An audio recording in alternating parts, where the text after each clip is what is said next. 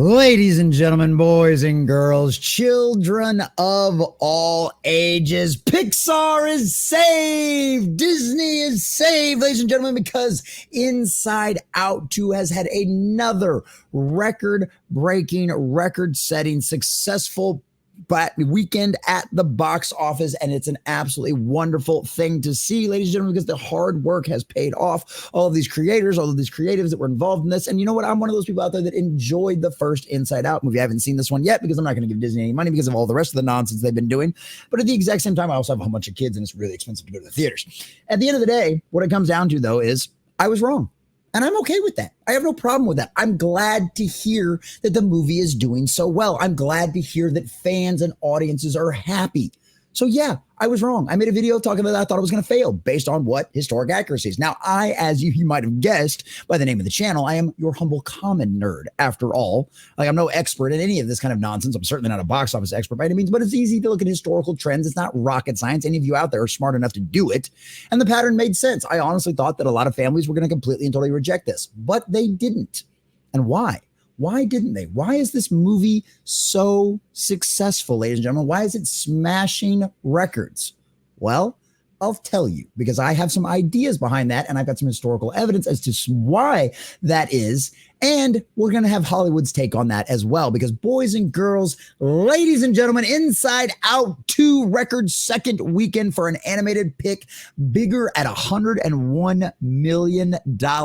Monday AM update. Yes, it is absolutely smashing records out there, boys and girls. It is doing wonderful. And right here, you've got an article over here from The Wrap, how Inside 2 brought a feast to the starving 2024 box office. So they've got their own ideas. They've got their own opinions on it. And I've got some of my own as well. So we're going to check out this article. We're going to check out, document all of the cool things that are going on, how well this movie is doing at the box office.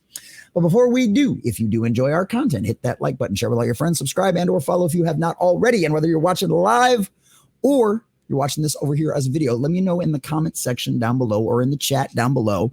Do you think I'm right about this? Would listen to my theory and let me know what you think. And do you think I'm right, or do you think there's something else to all of this? All right, so we're going to check out this article over here from Deadline. So Monday AM, a tornado watch across New England plus a massive heat wave across the U.S. drove moviegoers into air-conditioned cinemas Sunday as Disney Pixar's Inside Out 2 came in higher with a second weekend of $101 million after a $32 million Sunday per early AM estimates. Still a record second weekend for an animated movie, beating Super Mario Brothers movie and still the seventh best weekend ever, and plus a 9% higher than Barbie's second weekend of $93 million. Let's just go ahead and pull up the numbers, right? Let's just go ahead and look straight at the numbers website themselves, because this is cool. I want to see them in the exact numbers, what the numbers has actually got in, because this is nuts to see. And right here, we've got Inside Out right here. I mean, look at this. A worldwide box office of $724 million. This movie is going to end up hitting $1 billion if its trajectory continues like this, and without having a drastically horrible second weekend drop. I mean, look at this. You normally always see a second weekend drop, and this thing is riding itself all the way up. And this is great. What do we get? A 35% change. That is unheard of. The average is almost always 50, 60, sometimes 70% drop weekend over weekend. Why? Why is this drop so low? Because the word of mouth is good, ladies and gentlemen, and that's what makes the difference on so many of these things out here. So the second weekend hold for Inside Out is an amazing 35%, which we just talked about. Did better than Super Mario Brothers, which is a 36%, Force Awakens, 40%, Avengers Endgame had a negative 59%. See, that's what I'm saying. Normally this stuff's a lot harder. Now Frozen 2 is at a 34%, and that was a Black Friday weekend. Incredibles had a 56% drop. And see, like I said, that's more average. So clearly things are going around. It's clear that the movie about a young teen's emotions in its own world when it comes to box office trajectory, beating all comps. The third weekend of Incredibles 2 and Finding Dory dipped 42%, and Inside Out could clearly best them. If Inside Out 2 arrives at $60 million for a weekend 3, it will likely beat this weekend's newcomer, A Quiet Place Day 1, which is hovering at $42 million. This is crazy. This is nuts. Now, obviously, right here. Deadline's got this locked behind their little pro article or whatever. And wow, why are we able to read this? Okay, it said pro, but apparently they're giving us one on this one. So Disney's animated Smash became the first ever $100 million second weekend for an animated film. The last 2 years of the box office are best described as cycles of feast or famine. Long slumps followed by huge hits. It happened with Top Gun Maverick, Avatar The Way of Water, and 2023 brought us the Barbie Hammond phenomenon. And now with the first ever $100 million second weekend from an animated film, let's just get into the reasons why. We already went over all the rest of that, right?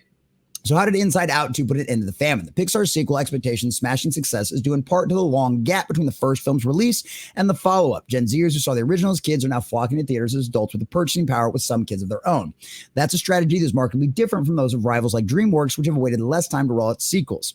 Back in the day before home video, Disney used to re-release their classic movies every 7 years to have a generational continuity. Similar effect with these sequels. The kids who saw the films growing up, characters Toy Story, Inside Out. Also fueling the Inside success is the lack of competition in the heat of summer.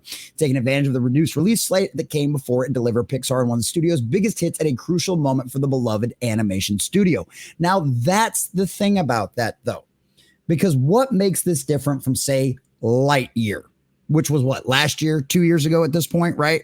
The performance outside too, with kids to adults, trends to bodes well for Disney and Pixar's upcoming slate, and it's likely to help get Disney's animation division out of their recent struggles and back to performing as strongly as Universal's Illumination has in recent years. Now, why did this happen, right? They're going to talk about marketing strategy. They're going to talk about the heat of summer. They're going to talk about all these traditional, typical things, right?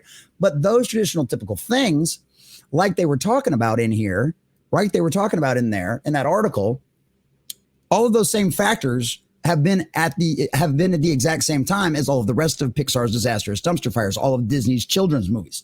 So why is this one different? Why did the first weekend do so well? Why is the second weekend being dropped off? Because this is a kids movie that's not about the agenda. There was no marketing behind this about it being gay, or about it being any kind of representation or being kind of any kind of agenda driven stuff. We didn't hear the actors, the directors. We didn't hear any of those people coming out talking about all this kind of stuff. And families want to trust the Walt Disney Company.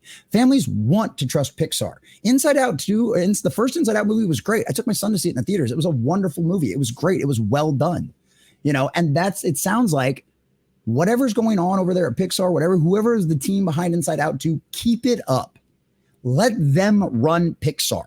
Because as of right now, the marketing on this, never heard anything nonsense. Lightyear, it was all gay. It was all about representation. And even the movie itself wasn't like that, but it was marketed that way. You even had an article from the LA Times all about how they felt like they got queer baited for the movie because it wasn't anywhere near as gay as whether they got tricked into it, right? But guess what happened with Inside Out 2? There was none of that. There was none of the nonsense. It was just a bunch of fun trailers, and families were like, okay, cool. This is safe. We're okay with this. So I'm glad to see that this movie is doing so well. I'm glad to see that. Is it going to save Disney? No. This is not going to make up for the billions of dollars the Walt Disney Company has lost over the last few years, because this is the thing. Pixar isn't an independent studio. Pixar doesn't live in its own little bubble. It doesn't live in its own little world. What happens at the rest of Disney affects Pixar as well. And at the end of the day, yeah, they've got one bright spot.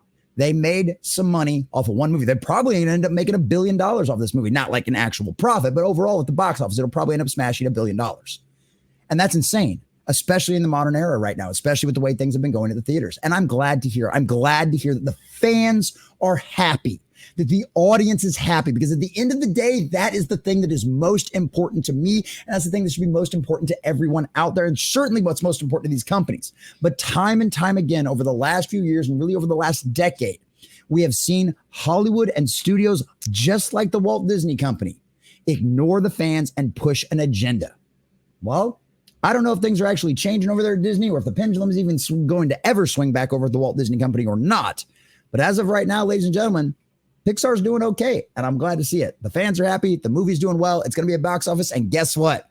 I was wrong, and I'm totally okay with that, ladies and gentlemen. So go out there, enjoy Inside Out 2 if you're still willing to give your money to Disney, and if you're not, well, it'll be on the internet eventually, ladies and gentlemen. So congratulations, Pixar. You finally pulled off a success. But hey, guess what, Disney? It's not going to save you.